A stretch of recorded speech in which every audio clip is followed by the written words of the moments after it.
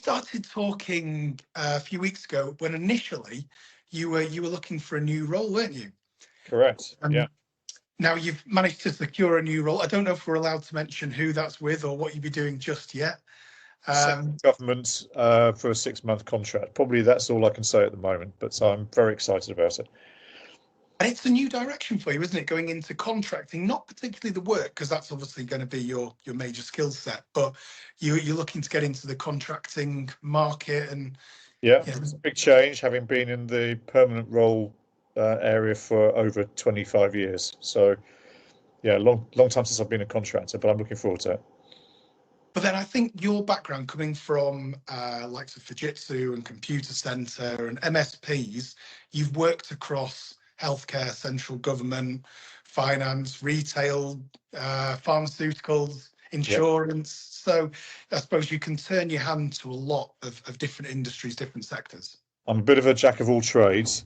I wouldn't say master of none, but more of an all-rounder for sure. What do they say? Is it a jack of all trades, a master of none, but a master of all is better than one, or something along those lines? I hope so. They always miss the last bit off, and actually that's the best bit. But no, what I wanted to do is, before we got into the main meaty topic, is really just find how you found the recruitment market over the past, couple of weeks, months, just to get your insights. And how have you found it? It's still recovering from 2023, which I'm led to believe by a number of sources was very challenging. There's still some uncertainty with the UK economy, which I think is affecting some people's investment decisions and recruitment decisions. But the view is it is starting to get better as the economy recovers. Although again, uncertainty with the election and what might result from that. There does seem to be an increase in contractor roles for specific technical skills in particular. For more senior management roles, it's very much more selective, and recruiters seem to be almost wanting people with the exact experience on a particular product or suite of products or applications before they even go through to first interview. So it's quite a demanding market at the moment. Yeah, I would definitely agree with that. The middle or the junior to mid-range technical roles are still churning, and I think no matter what, they kind of always will, because you always need the people to do the BAU and operations stuff, don't you? But yeah, the senior end is a little bit slower. I've had several conversations recently with people who've applied for roles, but they've not been shortlisted. And we touched on it just before we kind of started recording. Maybe that the use of AI software, ATS systems, it's not picking out the skills which would make somebody a good fit, or it's taking away that human connection, which would mean that they would have 80% of the skills needed and be able to pick up the other 20 quite quickly. How have you found that? I've learned a lot in the last 2 or 3 months from that process, because I've now understood this ATS software, for example, which a lot of recruiters use, will, for example, remove any text within text boxes on a CV, which might make a CV look nice, but then straight away your CV is not going to get through the filtering process. So it made me completely rethink and rewrite my CV to make it much shorter, focusing on the last 10 years of experience in more detail and summarizing the previous work going back up to 20 years. And be more wary of what people are looking for, and make sure your key skills are clear. And there's a key summary as well, because it's a difficult process. Yeah, it's a strange time that we're in. And I think also when you get through to that first round interview, because of the pressures that everybody's facing, hiring managers, the CEOs, the board, the investors, they do want that perfect match. And sometimes fantastic people are falling by the wayside. I mean, one thing that I spoke about in the post this morning was if somebody is a perfect match, how long will they stay? If they've got all of those skills that you're looking for, are they likely to look for greener pastures when the market rebounds because they want to be pushed, challenged in different areas. So it's a bit of a balancing act on both sides. But I just wanted to get your insights, and it's very similar to what a lot of people in those senior kind of roles are saying right now. And there is a lot of people out there who, due to downsizing by some of the big tech firms in the last 12 to 18 months, there are a lot of very good people looking for work as well. So it's tough for the more senior roles. But I think with every trough, there comes a peak, and it always rebounds between employer and employee markets. You know, for the last, end of 21, 2022, maybe even the start of 23, it was an employees market. There were so many jobs, salaries were going up, and it was so easy to walk into a role. And then all of a sudden that stopped. And if you're an employer that is hiring, you've got, a fantastic talent pool to go at now. But no, thank you for your insights there. What I wanted to do is jump on and kind of come back to, I suppose, part of the reason we jumped on this call anyway. I know that you've secured that role, but ultimately you're going to be looking for other roles in the future. And we wanted to give you a bit of a platform to be able to talk about your background experience and how you could add value to, a wide range of organisations, especially coming from that MSP background. So one of the things that we talked about was how you would make a successful sort of IT managed service transition between a large-scale customer and an IT service provider, and some of the pitfalls, the common pitfalls that companies face. So yeah, take it away. I could speak for hours on this subject, but having led a team for Computacenter in the UK for almost 5 years, when we were delivering a lot of transitions to multiple customers, both in public and private sector, there are a few key observations, I think, which really, if you address those, will make for a much better chance of success. And by success, I mean long term, not just we made it over the line to get to service go live, but then everyone collapses in a heap and the service is awful. It's about having good service outcomes from day one and then going on to further build and improve a long-lasting customer partnership, which is the end, or should be the end goal for all good transition organizations. Really, it comes from having a clear, agreed understanding of what the contract looks like and what success looks like. And that sounds so simple, but very often during a sales campaign, the transition scope is understood by people in the procurement teams on the customer side and the sales teams on the supplier side, and you need to get the transition and the technical teams involved from the supplier side early on, so that you can make sure the scope is understood, the solution is understood to the right degree. You're not talking necessarily about it having been perfected with a detailed design, but designed enough so that you understand how it's going to be delivered, and you can give a reliable plan and cost of transition, which you then play back into the customer. So you would have, rather than having, I think as a salesperson or even as a procurement person, they're both looking for that win, aren't they? The salesperson wants to win the business, lose profit, but then they also want to sell over the other competitors and maybe drive the price down just to win. Procurement, they want to get the most for the money, but then does that compromise on the quality? When if it was win-win, you both get a better quality of service and a healthier relationship.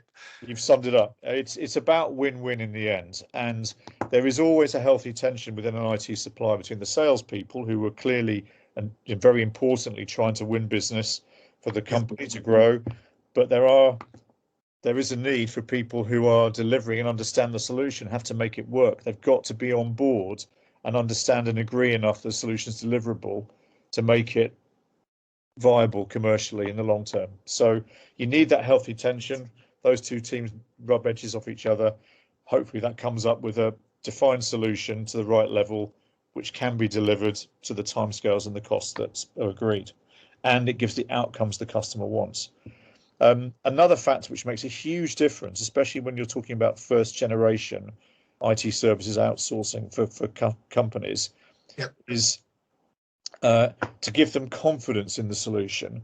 One of the things that we found really helps is having good due diligence, not just in terms of getting data from the customer about, for example, how many users, where they're located, what devices they use, what software do they have, what's their patching policy and all of that, but really validating it against the solution that's being proposed. And we recently had an opportunity to do some extra diligence by using some of our technical experts coming in and working with the customer's incumbent IT team to validate some of those assumptions, and it massively increased the confidence of the customer that we really knew and understood what they wanted, and it de-risked the transition because there were some solution gaps that were found early that could be plugged.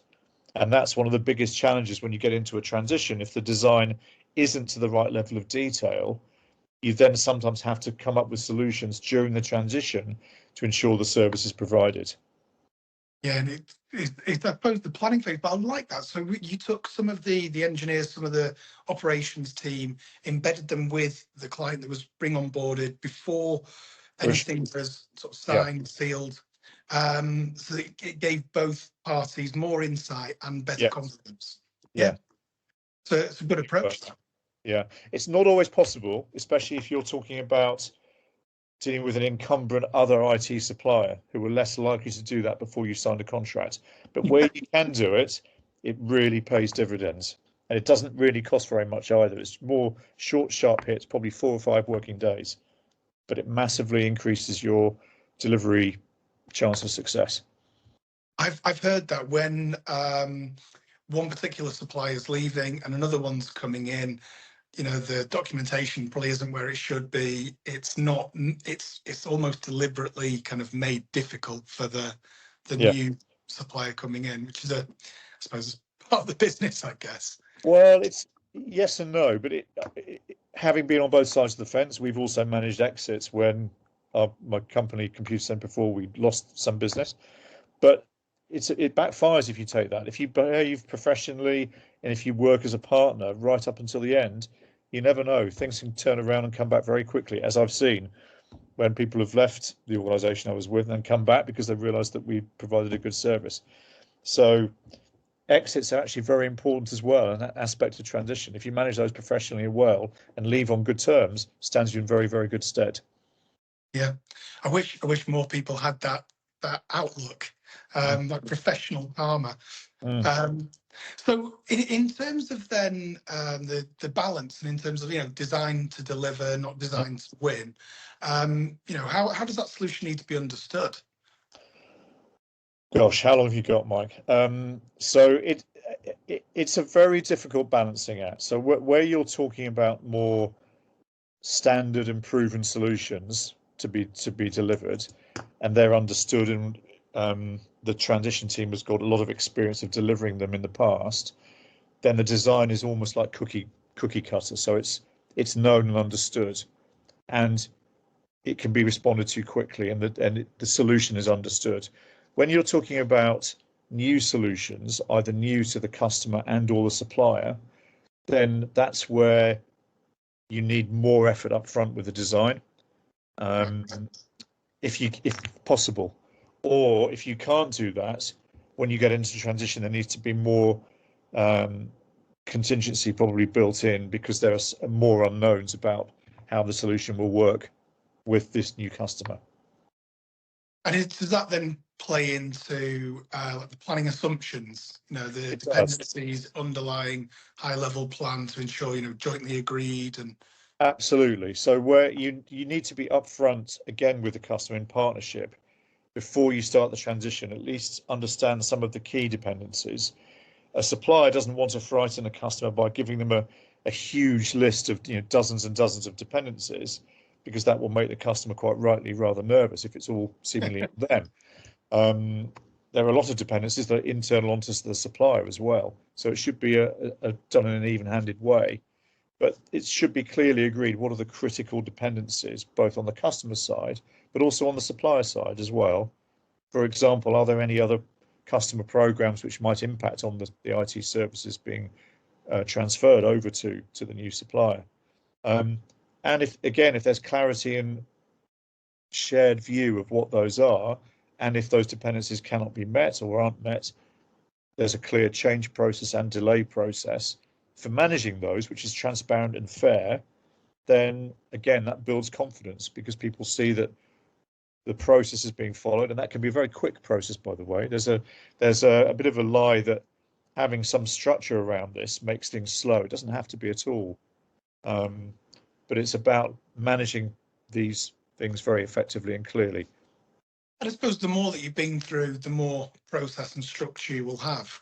And would that, I mean, I'd imagine it would change a lot depending on the sector and the industry that you're supplying into. You know, if you're looking after the police or an NHS trust or central government, that might be very, very different to an insurance company or a retailer.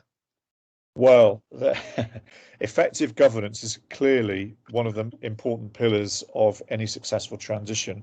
And you're quite right, Mike, that the governance that you need for transitions will vary depending on obviously the technical complexity, but also the stakeholder landscape. And clearly in public sector organisations, and you alluded to healthcare, which is a very good one, there is a very complex stakeholder landscape, not necessarily for people doing the actual work day to day, but in terms of influencing and communications with and informing, there can be some very complex stakeholder networks, which can, of course, increase the cost of transition to the IT supplier.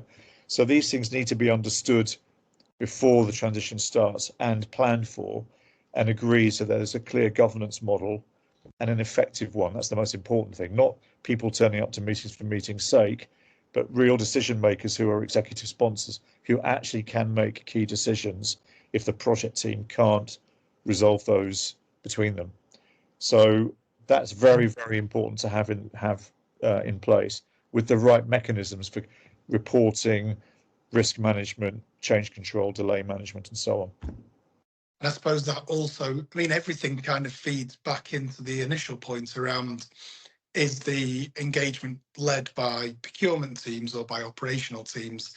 Because it's going to massively impact the cost, isn't it? And where you get the value. And well, there's loads of evidence that says the three main reasons for IT project failure are: number one, poorly defined requirements; number two, lack of end user engagement; and three, project management. So if you haven't got the right people engaged, you're going to have a challenge. If you've not got the executive sponsor there who can affect and champion this change, that's going to make a big difference as well. And clearly and obviously, if you haven't got the right project management skills, you're going to be in trouble. So you need good people to lead these programs. And do you have any examples, you know, of previous, integrations, transitions where perhaps the planning hasn't been where it needed to be, and some of the challenges that you then faced, or maybe how you overcame them? Well, one of the biggest programs I worked on in the past was the UK Care Records program, and that had a very interesting organisational structure because the NHS IT function, which was a central function, had this vision of standardising patient healthcare records electronically, a brilliant vision. The challenge was that the contract that was then signed with, I think it was 4 or 5 major IT providers across the country for different regions, was with the IT function, but not with the hospital trust themselves, who were not subject or under control of the NHS function.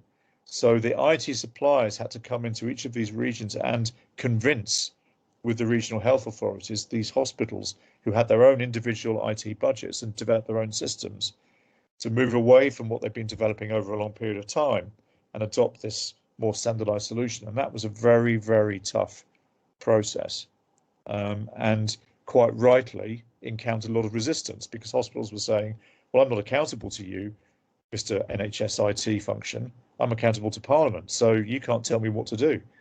So that created a huge amount of challenge, resulting in a huge amount of change to the products that were on offer.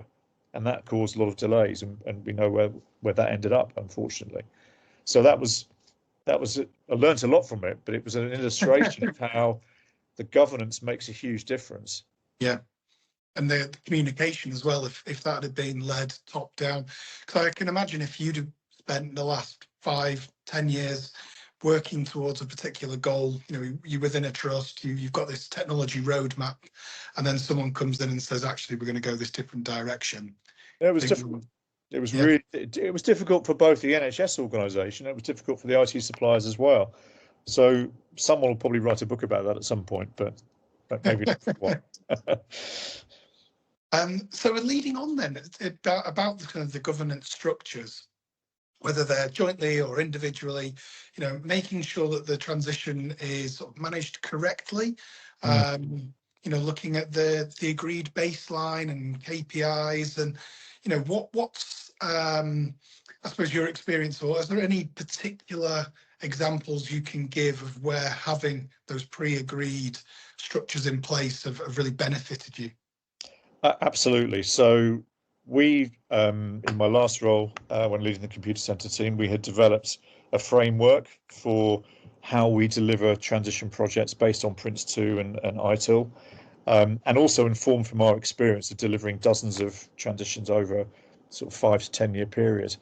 And it's in phases, so it goes from the sales stage through to handover into live service operations. At the end of each stage, there is a quality gateway checkpoint that we go through to review with the internal teams. So have we produced what we said we would do in each of those stages to the right quality? Have we got the right engagement from the technical teams and the IT supplier? Have we got the right engagement from the customer? And to flag issues and risks, firstly internally, but then to the customer if necessary about concerns. And it works very well. We followed that process for every single transition that we were leading. Touching on key performance indicators, it's vital to have accurate reporting, which doesn't say what people want to hear, but calls things out in reality. So if there are genuine risks of schedules not being met, they need to be called out, flagged, actions put in place to address them in a transparent way, both for this internal supplier and jointly with the customer. And that also builds trust. One of the key ways of looking at progress is looking at your key milestones from the plan, and you can track progress against those milestones. So are the milestones slipping? Are they being met? And there's nothing to improve the morale of a project team like meeting a key milestone from the original plan. If the dates keep moving, then you know you've got some challenges and you need to take some actions to address them. But it's about transparency. One of the worst behaviours, in fact, the worst behaviour on a project, is when people don't say how things are. And they say in response to, are you on schedule to meet this go live? Yes, we can do it. When in fact, there's no chance of doing it. And behind all the KPIs, there has to be this culture of call things out. An issue call out early is far better to deal with than an issue that's left to fester and build into a huge, great fire, which then needs a huge amount of time and effort to address and to, in fire analogy, put the fire out. And one of the other elements of transitions is making sure you've got enough time for testing. And there are obviously lots of different kinds of testing, which we won't go into here. Yeah. But for transition service programs, the most important is service readiness testing. And typically that's done internally by the supplier first to prove that end-to-end the solutions work and the service teams are ready to support the customer. But then, and most critically, as joint service readiness testing. So the customer can walk through with their key operational people, with the IT supplier's key people, all the processes on all the systems, prove that they work, does the reporting work, and that's absolutely crucial. And often when there are pressures on timescales, if there've been slippages, testing is the first thing that people say, oh, we can limit testing, not joint service readiness testing. It's a false economy. Unless people are really willing to take some significant risks in service, you have to put the time and effort into doing that, and it will pay dividends for you. Yeah, of course, especially if you're going to hand over an entire service, or if it's, you know, if it's the NHS, for instance, you could be playing with people's lives. So Absolutely. huge impact. Yeah. And I mean, this kind of all then plays into the repeatable processes, you know, delivering projects, taking those lessons learned and improving for the next time then. I mean, what about communication lines and consistent communication lines? It's something that often comes up with a lot of the talks that I have with people about how communication underpins everything. It's the single most important skill, along with collaboration, that I look for in a program manager, program director that you need. You have to be brilliant at communications. You have to know who your stakeholders are. You've got to take teams with you. Transition projects can be very long. They can be very demanding sometimes. They can be sometimes last years, not even just 6 to 12 months. It's a marathon, not a sprint. And so that's also tiring for the customer as well. Needs a lot of energy, or zest is a word I like to use, because teams do get tired. They can be, working long hours sometimes to get things over the line. You need to look out for people. You need to be able to vary your leadership styles to really support technical people who can sometimes be working at the sharp end under very difficult circumstances, both on the customer side and on the supplier side. You've got to know how those people tick, what motivates them. You've got to look out for them, support them, but also being demanding in the right way as well. Because what as a leader of a program you can't have are people who are frightened to say how things are. So you've got to create that culture of openness, make people realise they aren't going to be hung, drawn, and quartered, metaphorically, not literally. I hasten to add, for calling things out. That's the behaviour you really want. And that fosters high-performing teams and people who work in partnership and not running to hide if there are challenges. You need to overcome them. Yeah, it's something I had a talk with somebody recently who went into an organisation. I think the program manager was quite friendly with the board, but had been there for 20 years, and they were running quite a critical project. And they kept on saying, yes, we're on target, everything's fine, don't worry. And she went in, did an analysis and said, I'm going to have to call this out because you're never going to make it. Yep. And it wasn't adopted as gracefully as you'd have hoped. No, I've been there. I remember going to a program. I won't say who the customer was. When I was in Fujitsu, and after 3 days, I knew there was not a chance of them ever going live with the plan that was on the table. Not a chance. And it took another 18 months, I think, for it to go live. And I suppose that then comes back to the sponsorship side of things. I mean, a lot of these conversations I've had have been around M&As and the PMI phase, and how inevitably there's overrun. Even with the best plan in the world, there's always that bit of overrun. And then who the extra budget sits with? Is it sitting with the supplier? Is it sitting with the customer, the investor, the BAU team? What's your experience there? Well, it can be very fraught, that process, but I know what can help, and it's very, very important. And people tend not to. It's easy not to do this because it's more work, but you need to keep a track of delays. Right. Absolutely rigorous, but it needs to be balanced. In other words, if you're in an IT supplier and you know that the customers fail to meet some certain dependencies, yes, you can raise those delays and formally raise delay notifications to the customer. But at a high level, you just need to keep a tally. What delays have happened? Who caused it? Was it IT? It's usually IT supplier or the customer. What was the impact on the plan in days, delay, days, weeks, months? And it's useful just keeping it at a summary level, because there'll be a reckoning of some kind at some point. Justification that's needed. But you first of all need to have those good records, because if it's all kind of, well, we'll ignore the contract, put that in a drawer, and forget about it, we'll have a conversation at the end. Those key people might have left the customer organisation at the end, along with the project managers in the IT supplier might have gone on to another assignment. Then someone else is left to pick up the pieces and say, well, how do you allocate attribution for the delays? And if you haven't got that data, you can't have a reasonable conversation. So good delay record keeping is absolutely critical. It's not necessarily going to make it very easy, but it's going to make it a lot easier than if you don't have those records.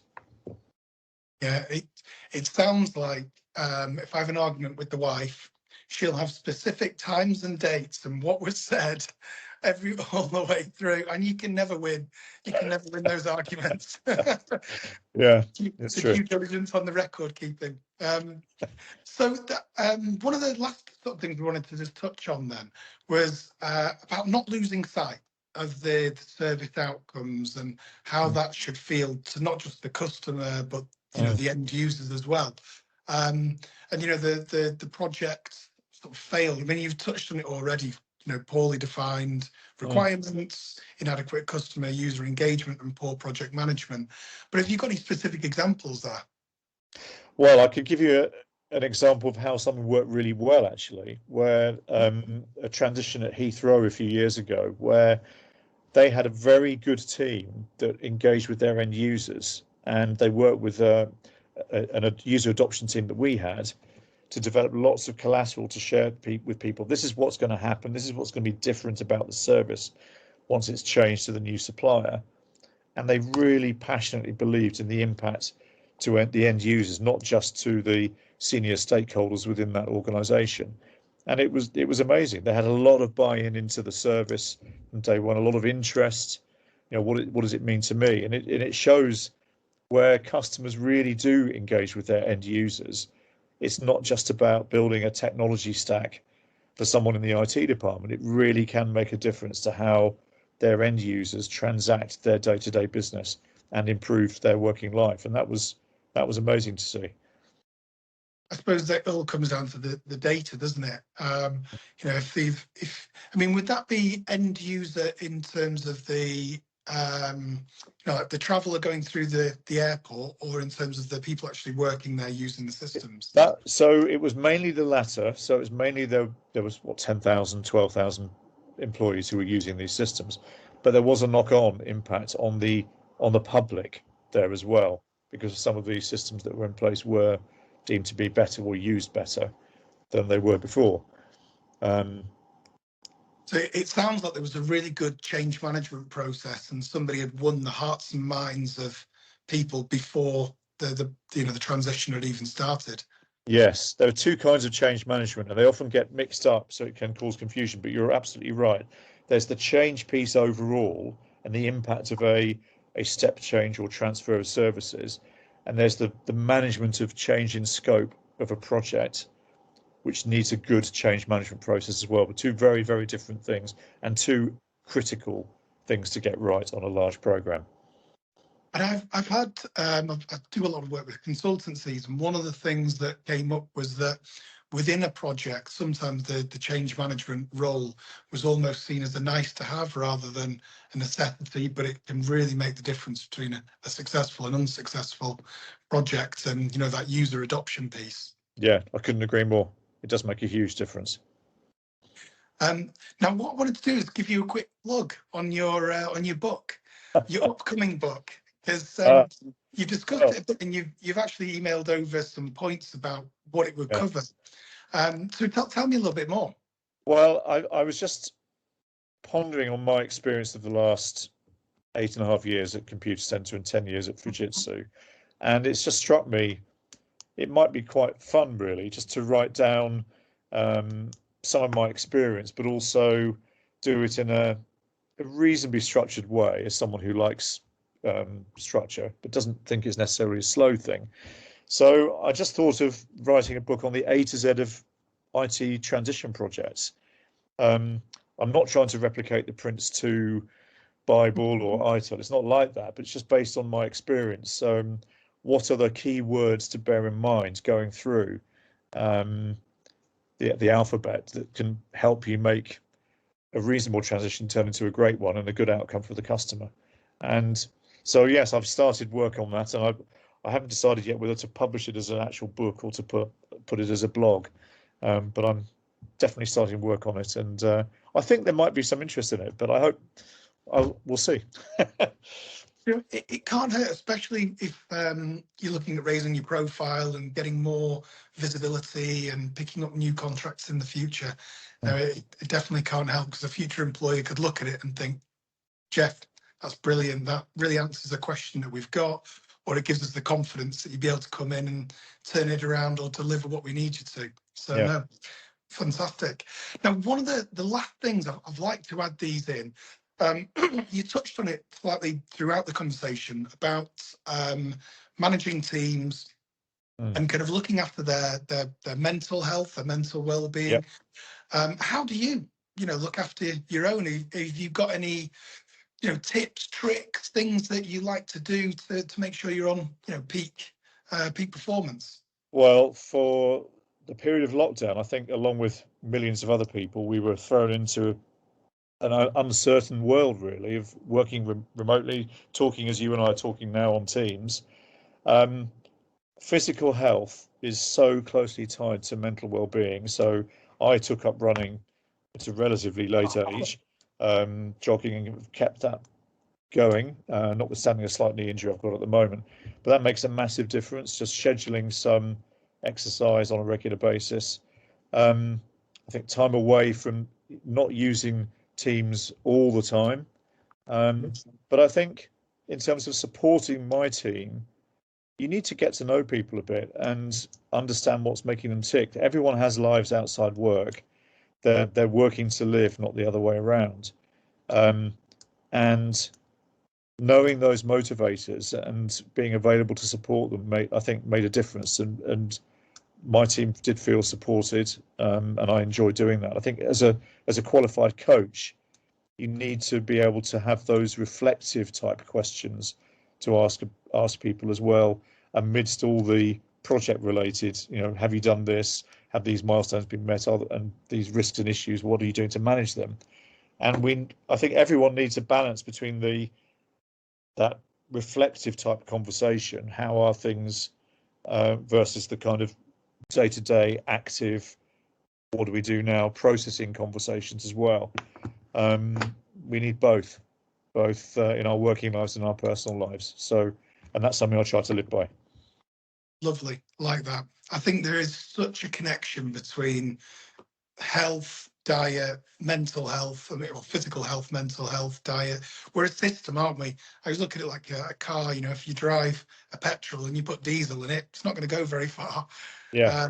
If you got a flat tire, you're not going to go very far, even though it's a small component within the entire vehicle. And it's the same for people. And I noticed you've got what is it, the associate member of the Neuro Leadership Institute.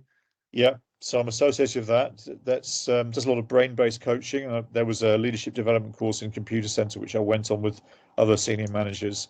Very, very interesting. And I'm also a member of the Association for Coaching as well. I think that use of the brain in that reflective mode is so important and can lead to some very interesting ideas and suggestions for other people to help improve their performance as well.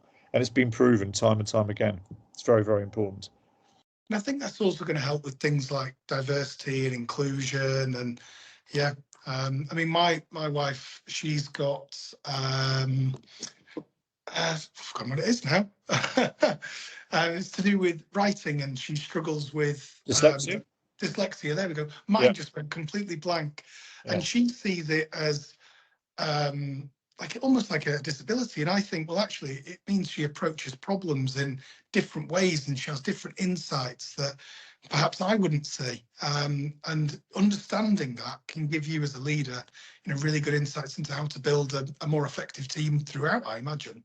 Well, that's actually a very good example. There was a member of my team who, in fact, whilst I was managing him, we discovered he was dyslexic. He was hopeless at writing reports, really struggled. I mean, had some spectacularly funny typos in reports that were going to senior people.